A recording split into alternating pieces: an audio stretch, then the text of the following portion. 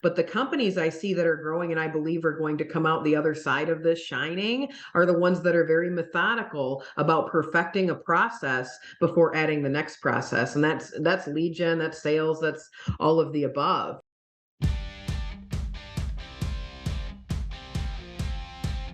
This is the Wealthy Contractor Podcast, brought to you by G4 Marketing. Interviews with today's top home improvement entrepreneurs about marketing, sales, money, mindset, and lifestyle. Now, here's your host, Brian Kaskavalsian.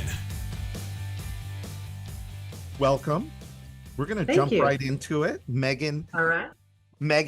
Megan Knows Marketing is back with us again. And I'm super excited because Megan is going to, for the very first time, is going to be speaking at Accelerate Live in February 7th and 8th to be exact, in Fort Myers, Florida. I just found out, by the way, Megan, we're recording this the end of October. And we're at a tick over 50% of the seats already sold. Oh, wow. Yeah, That's already early. sold out. Yeah. So I think we're going to sell out even earlier than we did last year. And so that's pretty exciting. This will be our biggest event yet. And you are going to be there to talk about marketing. And yes, sir.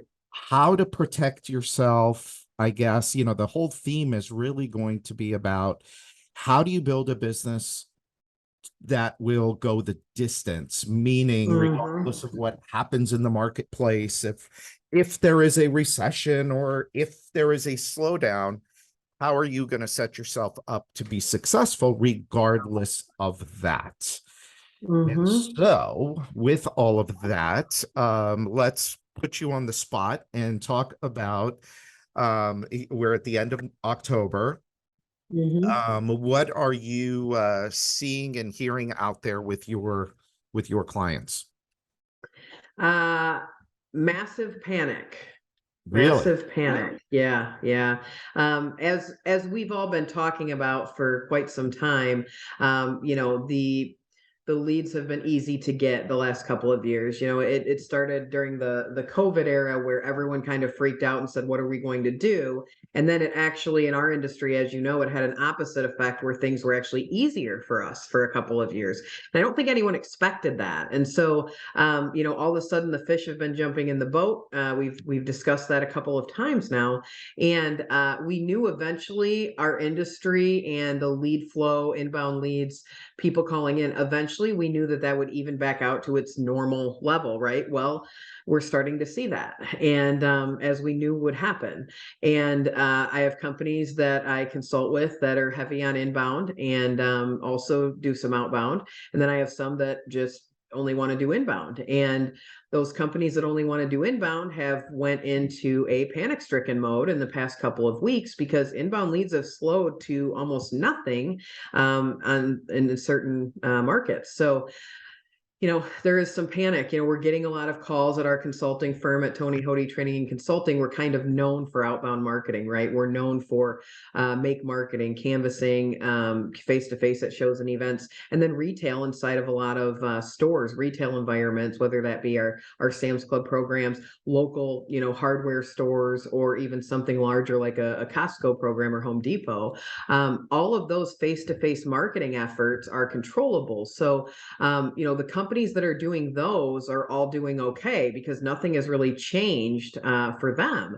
But the companies that are relying on the phone calls coming in from the customers, them seeking us out, they're having a hard time right now. And, the lead aggregators, it's the same thing. And I think a lot of people, we panic and we say, oh, well, I'll just pay for some lead aggregators. Well, the lead aggregators are also feeling the hit from, people that are not shopping as often right now. So, they're giving us more garbage because they have a business to run too. And so, we're running into this issue where even when they go to a lead aggregator right now at this point, we're kind of out of the peak season for that. And so they still are giving us leads, but it's not as many. And it's a lot of things that may not be something that we do. And so really being able to control your own destiny, to have some marketing that you can make something out of nothing, that's going to be key for a lot of people in the next 12-18 months, I think. Yeah, I like that, controlling your own destiny, which is really what it's all about. Mhm. Without necessarily going too into specifics about particular markets, let's say. Mhm. But are you seeing that this is happening all across the board, or do you see it happening in certain pockets? On inbound, I see it happening all across the board. I mean, I have Really? clients on the East Coast, West Coast, yes, East Coast, West Coast, South, Midwest, all of the above. And every single one that is heavily relying on inbound leads has said there has been a slowdown.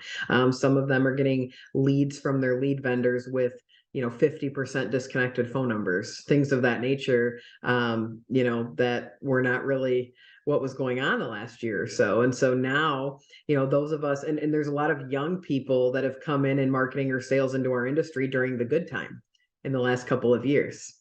And they don't realize that this is actually pretty normal what's Yeah. happening right now, but we've been spoiled. So it's funny, and you and I talked to a lot of people, and so I was Mhm. at an event last week, and I met these guys, these two young brothers, and we're talking about the business, and of course, I always want to know if people are making money. So my Of course. question is always, if they're talking about their volume, their Hmm. revenue, I'll say my question is always, well, did you make any money? Hmm. And it's interesting that, and of course, in almost every case, it's like, well, and anytime, you've heard me say this before, anytime the answer starts with, well, there's Well, excuses coming and that the numbers aren't good. These guys, great guys too, really nice guys. mhm. Um, which is almost everybody I've met, and I deal Sure. with in the industry, really good people. And you and Hmm. I, we care about the people that we work with. And it's heartbreaking to see them working so hard and not making the money they should. Now, where I'm going with Hmm. this is that, so these guys over the last 2 or 3 years have built a business. So we talked about their volume. They're doing $1.2 million a month. Okay. So they're pacing to over $12 million. Now, before 2019, Hmm. I mean, to get a company to $1 million a month, that was quite a bit of work. I mean, it was a Yes. lot of work. And now you're seeing it like you got all these companies that are doing, a million a month, 2 million a month, 500 a Hmm. month. So as things kind of normalize, and one of the things, by the way, I mean, this was just, I felt bad. It's like one of the things they were talking about is, well, we've made this huge investment in training of people.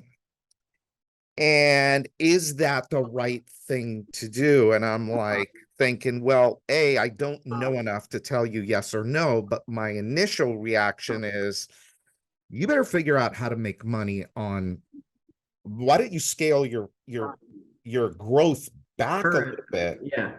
Yeah. figure out how to make leads and make money on $10 million, and Hmm. go and kind of go from there. And I'm afraid that, and I'd like to get your take on this, I'm afraid that a lot of these people that got spoiled over the last couple of years, how are they going to deal with this? Like, what are the changes that they need to start making now, just in case? I mean, I think it's gonna be okay. I think it's gonna be more Hmm. like like normal, like what you and I are used to.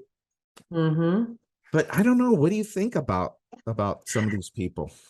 Yeah, yeah. See, that's a great question. I think there is a lot of um, people try and fix an issue in their business in the wrong manner, right? And so here is, a great example of that. Okay, we're not profitable enough on 10 or 12 or 13 or 14 million, so we're just going to invest in people and training. Well, again, it goes back to what you just said, which is it's like when you're in school and you're like, the answer to the problem is need more information. The answer is not that I can give you an answer, right? Yeah. I would need to know more factors. But with that specific scenario, I'm of the same opinion that you are. Like, more is not better if we're not profitable at the level we're at. Never has more become better. I see this too, where clients try to add product lines to hide the fact that they don't have enough leads or they don't have enough sales. And I say, if you're not profitable on 1 to 2 products, what makes you think 8 products will solve that issue? Yeah. What makes you think that a product that you have no experience installing and no experience marketing or selling is the solution to needing more lead? No, it's not that. It's that we have to get everything dialed in on a small scale so that we can then expand. So while, training new people and investing in that might have been part of that journey for them, that same money they spent on that might have been better spent in a different area. If we look at their business as a whole, we may look at their operational side or their systems and processes or their profit model, and we might say this is broken. Yeah. And so, training people in a broken process model is just going to cost you more money. Yeah. And I'm afraid that that's the road that these guys are headed down, because their initial question to me was about scaling. And a lot of people are like, okay, well, we did 12 million this year, so next year we got to do 18. So what kind of advice are you giving to your clients in terms of thinking about and planning for next year? Yeah, a couple of things. Number one, we have to get some sort of lead pipeline coming in that is more controllable for you. So that's the first thing. The second thing is, this would not be a good time to go out and overspend on extravagant things. We should be back to basics right now. Yeah. Right now, it's a good idea to make sure that we have all of our processes on the sales end, that we have all of our processes on the lead gen end, that we have all of our conversions, that we know our numbers. Like, that portion of the business is going to be more important in the next year than it's been in a long time, because we do have a lot of these new companies that have, and not necessarily new companies, but maybe companies that weren't doing well, and then due to being spoiled in the past couple of years, it's sort of manufactured a false confidence. And so people are starting to think they're actually better at this than they are. And when society normalizes, a lot of times, if they're not prepared, some of that's going to take a step backwards for them. And so, a lot of my clients are looking at adding, and they're doing it methodically. The ones that are doing it well, and we share a lot of the same clients, you and I, the ones that are doing it well are doing it methodically, to where they're putting this piece in place. They are going 100% all in and perfecting this. And then we go to the next piece, right? So a lot of times I get the same question. Well, Megan, what lead generation is good for my business? What lead generation sources should I add? And I said, well, that depends. I mean, do you have all of these other things in place that are going to have to be in place to support the lead generation? Because if you don't have someone fielding the leads, if you don't have someone monitoring the spend, well, we have to look at that first before we just start spending money and throwing it at different lead vendors, right? Yeah. And so the ones that do it well, Brian, are methodically adding some make marketing into their mix. Even if they were traditionally inbound, they are wanting to find out, how do I resurrect old leads out of my database through calling? How do I reach previous customers more? How do I do face-to-face marketing, even if they're not ready for a full-fledged canvassing team? Canvassing is not the solution to everybody's company. It is to some it's not. Some it will never work because the sales culture will reject it. And if no one is holding them accountable, it will fail miserably. So it depends on, what other pieces they have in place as to what things they should do. But the companies I see that are growing, and I believe are going to come out the other side of this shining, are the ones that are very methodical about perfecting a process before adding the next process. And that's lead gen, that's sales, that's all of the above, because if we don't have the basics narrowed down, all the fancy technology, lead vendors, contact rate stuff, none of that even matters. It's completely irrelevant at that point. Let's pause here for a quick break. Are you ready to accelerate your business success in 2023? If you answered yes, then you'll want to listen closely to this special invitation. Because we're calling all home improvement and home service business owners to join us at Accelerate Live 2023, happening in beautiful sunny Florida on February 7th and 8th. This is the only home improvement event guaranteed to be profitable for you on day one. To get more information, please go to www.accelerateevent.com. Discounted pricing is available right now. So if you want to save big, go to www.accelerateevent.com, and for additional savings, enter coupon code WEALTHY23 at checkout. Remember, this event is 100% guaranteed. If you don't feel it was profitable enough for you on day one, not only will we refund you your ticket money, but we will also give you $1,000 back to cover for your time and your travel. So don't delay. Go to www.accelerateevent.com and secure your ticket today. Now back to this week's episode. How many, I hate to say it like this, because again, I mean, you and I are in the business of helping home improvement owners be more successful. And so we call it, one thing I love about you, Megan, and I think everybody that knows you, is you don't sugarcoat anything, but because you are effective at what you do. And so I'll say this with that, with that a little bit of a preamble, I guess, is that too many people are looking for that magic bullet.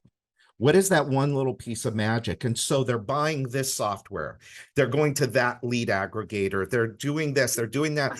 And what they're not looking at is the inside.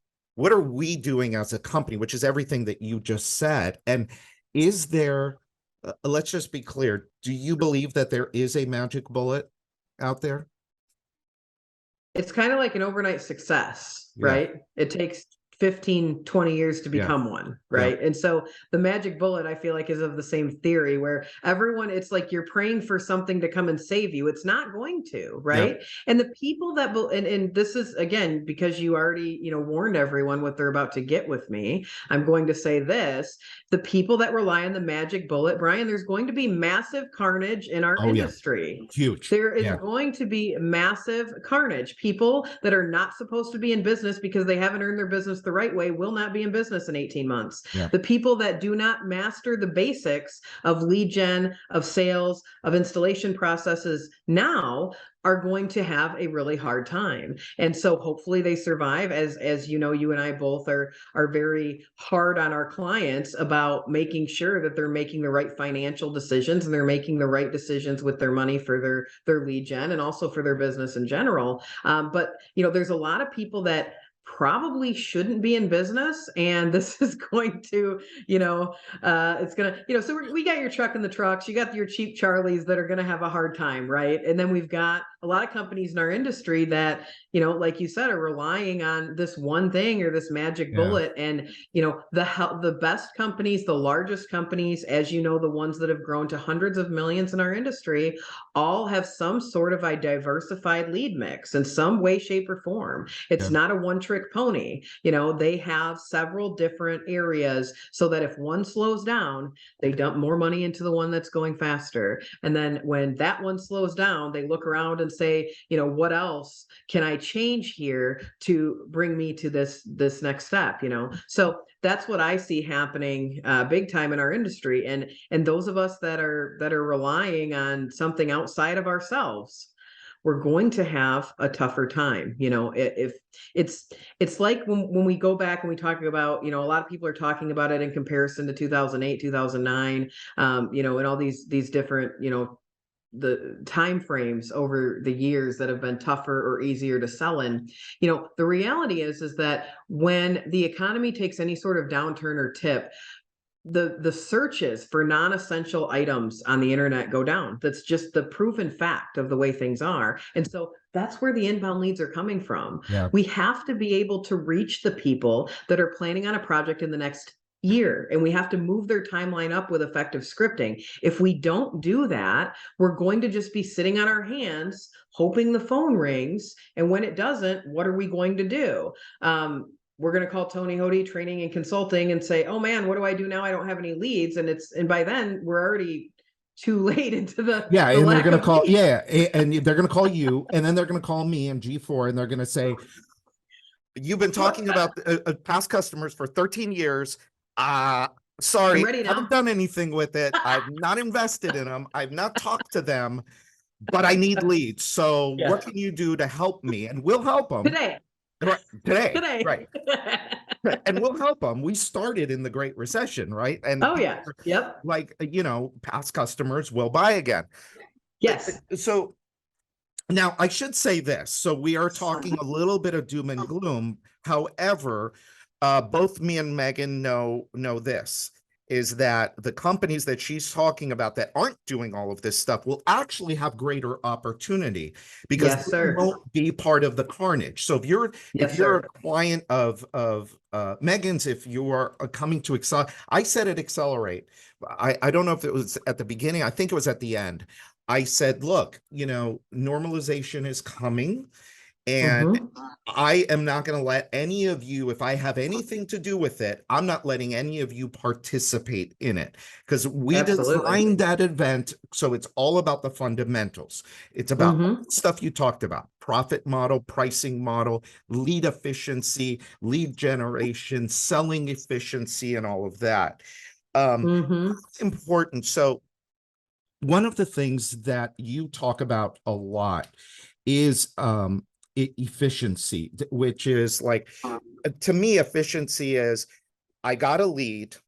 How good am I at moving that lead from a raw inquiry into an appointment, into an actual demo? How important is that whole process? And what are some things that people are doing where they're missing out? Great question. So a lot of times with the whole process of efficiency, what I find is we don't have accurate data from moment one normally. And what I mean by that is I usually get in with a company and we find out that every single phone call is not in their database. The only ones they're putting in their database are the ones they set. Yeah. Nuts. And then they tell me they have 100% conversion rates. And I say, no, you don't. Yeah. And so the first thing to get very baseline is, look, there is a certain dollar amount that I have to assign to every call that comes into my business. There is a dollar amount that I am spending to make the phone ring. And we just talked about how inbound leads are slowing down. So with that being the case, it is 20 times more important, if I'm getting less of these leads, that I'm doing more with them, right? And that's really the key. And a lot of times, what I'm focusing on with my clients is these very basic things that you don't even know how many raw inquiries you have. Like, your database may tell you a certain number of lead forms you received or a certain amount of phone calls, but there are times where you're getting phone calls and the customer's hanging up after 20 seconds and we just say, yeah, they just didn't want what we have, and we hang up, and we don't think about the fact that the owner paid for that phone call to come to the office. And if we don't have a system and a script that will overcome some of those objections in the first 20 seconds, and I got to tell you, with what we just talked about in terms of the normalization, the objections you haven't gotten in the last 2 years are about to happen. The other thing that's about to happen is, and I know we're talking about this and Accelerate will be past the holidays, but right now we're at the end of October. We're rounding this 2-month crunch for exterior home improvements. So November and December leads are traditionally hard to make in our industry because, again, the inbound dries up. Some companies just say, you know what, we're just going to close the doors for a month and take a vacation. Some companies do that and it works for them. That's fine.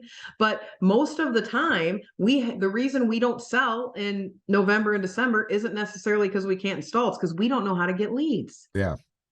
We don't know how to talk to people in verbiage that speaks to them at this time of the year. We just try and continue to swing the bat with the verbiage we use the rest of the year. And around holidays, people's minds are elsewhere. So we actually have to speak to where they're at currently, right? And so the next 2 months, I've been preparing a lot of my clients to start making phone calls that they normally don't make all year, because this is the time to do it. And so with that, going back to the question before about the efficiency, when we get a phone call into the office and we set an appointment, we then have to be able to monitor exactly how many of those turn into an issued lead. Yeah. Because if it doesn't issue, it doesn't matter. Okay. Because I mean, it can go in the database and we can continue to call it back. But if it doesn't issue, it doesn't matter. So issued lead. And then we have to monitor how many of those demo, because a lot of our clients and a lot of your clients too, they're setting only 2-party appointments. They only want to run appointments where both homeowners are there. And so with what we issue versus what we actually demo, there's always a drop off of somewhere between, I don't know, 10% to 20%.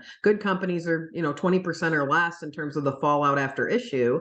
But you'll get a one leg or a no-show or a repair, something people cannot quote. It might be something that's truly not qualified, a non-landowner, something of that nature. If we don't have the scripting to catch those things on the front end, we're going to send our sales team on less leads to leads that aren't qualified. Yeah. And if you want to kill the sales team's mojo, give them less, and then the ones they are running aren't qualified. Yeah. Talk about massive carnage. Yeah. You could lose your whole team, Right. And so those things, like sometimes we don't think about how those initial things on the front end affect the rest of the business and the mentality in the rest of the business. So, too often, I'll say, what's your process? Well, we set most of the ones that call in. Well, most of is a relative term. That means different thing to me than it means to you. So when you say most of them, do you mean over 50%? Because I wouldn't consider that a great conversion on inbound. And so, we end up having a conversation about that, but it's those metrics they really have to track and look at, or you have no business scaling, because how do you know what it costs you to get the leads you need to add another salesperson? You have no idea what that costs you if you don't have those processes and those metrics in place. Yeah. So one of the keys really next year and going into next year is really going to be all about efficiency, and and that's something you're a master at, and you're going to be discussing a lot of at Accelerate. You'll walk us through the process, what it looks like, how to accomplish some of these things that we've been talking about. And I guess between now and then, because that's a few months out. So you've given us a lot of stuff to really get focused on. And so I guess if I'm an owner and I'm looking to, these next few months, the good thing, I'll tell you what's going to help a lot of companies is their backlog. So backlog is going to keep your revenue going, flowing, which is great. But at some point you still have to be out there making leads. That's what I was going to say. So what I am advising, we'll go back to this part, just so you all know that are listening, I completely forgot my thought. But here it is. It finally came back. Is what I'm saying is that if you were used to, so here's something that's happened over the last couple of years, where historically in this industry, we've been at 8 to 15% marketing costs. And a lot of companies are, they're still there, but a lot of companies pulled back because, hey, we got so much leads. Why do we need to spend money on marketing? So they did $5 million. They spent 3% on marketing or 4% on marketing, falsely inflated their bottom line. And now what I'm telling people is, look, if you were at 4% now this year, budget 10% for next year. What do you think about that? Like, are you advising people also make sure your pricing model and your profit model can sustain a 10, 12, 15% marketing cost?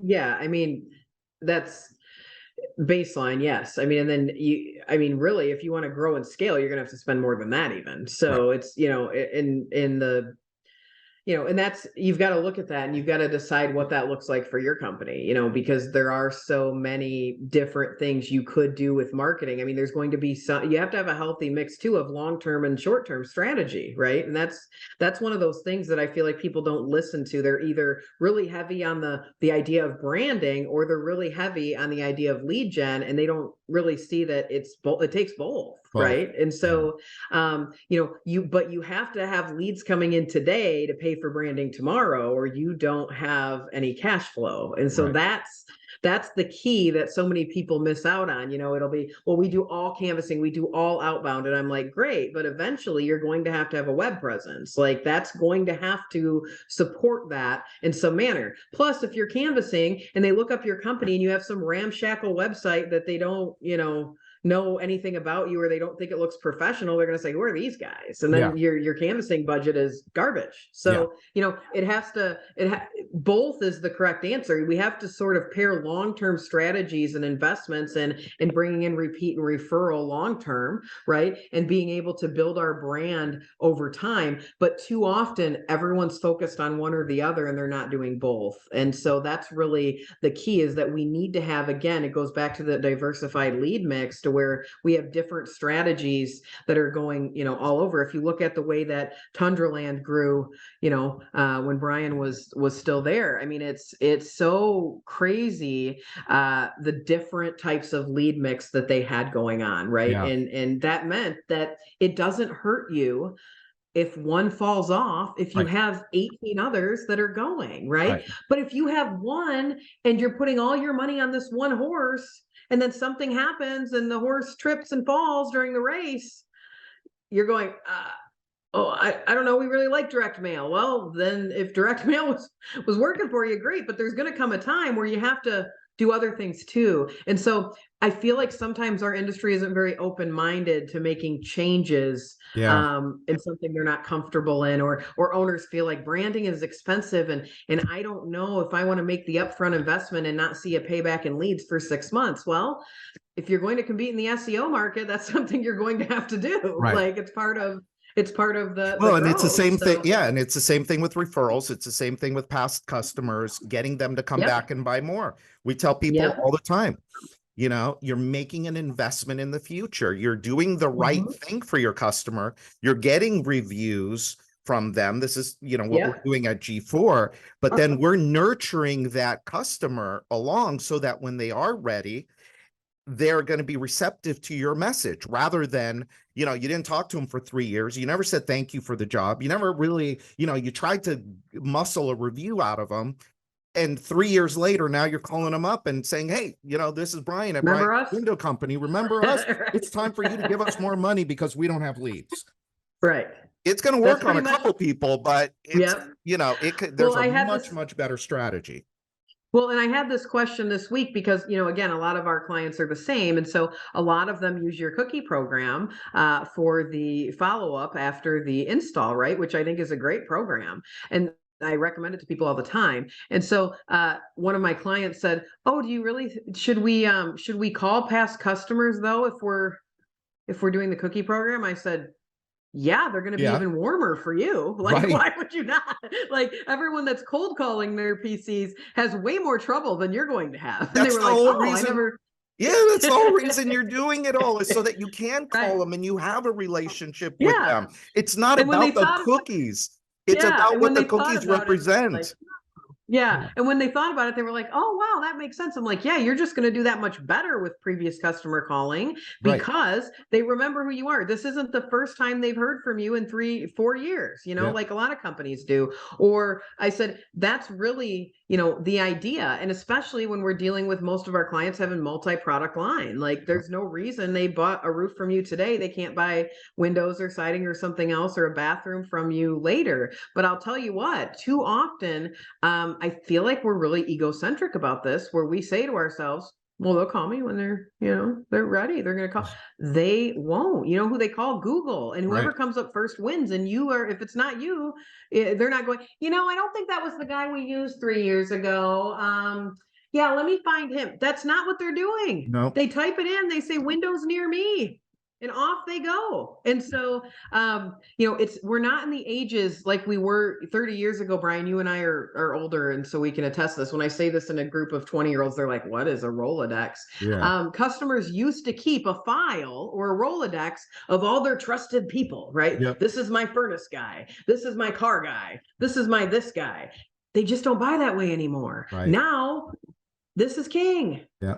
And so if we don't, it's so funny to me because I've had my heart broken by calling past customers and finding out they bought one of my products from someone else. And I went, and at first I blamed them. Yeah. And then when I took a good hard look, You know, whose responsibility was it to stay in front of them? Was it theirs to stay in front of me? Probably not. So No, then I have to look in the mirror and say, well, I mean, you pretty much hung them out there as bait for the next exactly. Oh, that's contractor. such a great way of saying I might rip that off from you. Absolutely. Go ahead. Yeah, But for that's somebody exactly what we else. do. Yeah, for somebody else to come along and seduce and poach and whatever. Whoever paid pay-per-click that day, Brian. Right. Or they're Whoever sitting, paid. or they just happen to be sitting at home watching TV and Yep. Or little canvasser knocks on their door right. and they were better than you that day because you didn't do make marketing. They were better than you that day. They That were. should be that should be the name of your talk. They They were were better than you that day. I say that all the time. I say, Yeah. well, if they won the sale and I Oh, didn't, they were better than me that day. I mean, they may oh, not be better than me in the long run, but they might be better. If they wrote the lead and I didn't, they were better than me that day. They were. wow. And so, you have to, and it's a hard truth that I'll say they were a better salesman than you that day. Yeah. And Oh, so that's you good. think about it like that. Your past customers, they're all sitting in their homes. You know where they are. You know how to get a hold of them. You know exactly that they're your demographic. Yeah, it's like we act like, oh, well, like I don't want to. The most common reason people don't do it is I don't want to piss them off. Yeah. I don't want to over. And I'm like, okay, well, first of all, were they pissed off the first time they bought from you? Because, if they bought from you, they weren't that pissed off. They gave you money. Yeah. So there's that. So what would make you think that you coming back to check on them would piss them off? It's like when you're at a restaurant, do you get mad that the waiter comes back and says, hey, is the food to your liking? Are you happy with everything? Would you like some dessert? Would you like a refill? Like, no, well, then same thing with you. They're seated at our table. We have to be able to, stay in front of them in creative ways. And you're so right when, calling them once or twice a year is okay, and you'll probably get some business. But over time, is that going to create repeat and referral that comes to me? It's not in and of itself. I Right. have to do other things in order to, because people only do what's in their own best interest. Yeah. Customers are the same. They're not going to respond unless there's something in it for them. So if they see us taking and caring about them, and they see these little like trust bank deposits, when they get a little newsletter from us, and they get a little box of cookies, and then they get a little email from time to time with a recipe or something that they remember, and then eventually we've made enough trust bank deposits that we can make a withdrawal when we want to come back out and earn their business again. So we go along that line, and too often companies just don't want to make the upfront time or the monetary investment in something like this that they absolutely should. Yeah. So Yeah. otherwise they're the Well, ones I going, couldn't my agree phone's not more. ringing. Yep. Yeah, My phone's not ringing. I don't know what to yeah. do. Well, look, Megan, I am super excited that you are going to be at Accelerate this year. I'm going to do another plug here for Accelerate. If you go to accelerateevent.com, accelerateevent.com, and just go to buy now or save my seat, something like that. Actually, I think I have a promo code too. You can save a couple more dollars if you put in, I think it's TWC23. I should probably verify that, but it's TWC23. But Megan will be there. Megan knows marketing. Megan's a badass. I'm super excited that you're going to be there. You don't want to miss her because she's going to have some amazing stuff for all of us. Thank you so much for being here. Give Dan my best. I will. Until next time, everybody, this is Brian Kaskavalsian with G4 Marketing Group, and this is the Wealthy Contractor Podcast. Thanks for listening to today's episode of the Wealthy Contractor Podcast. Let me ask you, did it help you look at your business in a different way? Did it spark an idea or ideas that you hadn't thought of before? Do you have a list of action items that you can take and implement into your business or your life today? I really hope so. If it did, I'd like to ask you a favor. Would you leave a 5-star review of the podcast? By doing so, you'll help other contractors find the podcast more easily so that we can help them achieve more success, wealth, and freedom. And before you go, make sure you subscribe to the Wealthy Contractor podcast so you get access to the latest episodes as soon as they're available. We're always striving to provide you with great content so you don't want to miss what's coming up. In fact, if you haven't already, make sure you go to thewealthycontractor.com and get your free copy of my latest book, The 7 Secrets to Becoming a Wealthy Contractor. Just pay shipping and handling, and I'll take care of the cost of the book. And finally, a big thanks to G4 Marketing for sponsoring the Wealthy Contractor podcast. For over 12 years now, G4 Marketing has been the secret back office relationship marketing team for hundreds of home improvement and home service businesses just like yours. You get the customer, and our proven system turns that customer into 5-star reviews and profitable repeat and referral business. If your home improvement or home services company completes at least 10 jobs per month, they have a solution that will work for you. To find out more, sign up for your free, no obligation, 10-minute discovery call at www.g4marketing.com/strategy. That's GFOUR marketing.com/strategy. Set your discovery call up today, and they'll help you set your business up for long-term profits and success. So until next time, this is Brian Cascadalcio.